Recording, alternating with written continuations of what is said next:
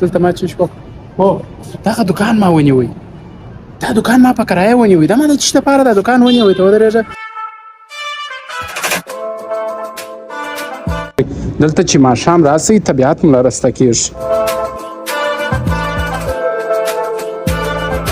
هغه تر څنګ تاسو وګورئ دا جاده په درایي کې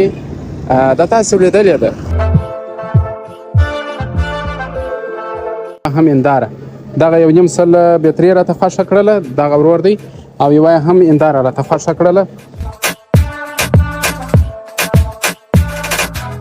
څه وکړم اوس کوم کار وکړم خیر دا اوس څه کډې پرتې دي دا اوس څنګه در بدره شیان پراته دي دا دې ګورې دا نن څه کوي والله کوم سر په خلاصېږي وروره نن څه 12مه ده وروره اخته یم خو په ترتیب مې سر نه خلاصېږي چې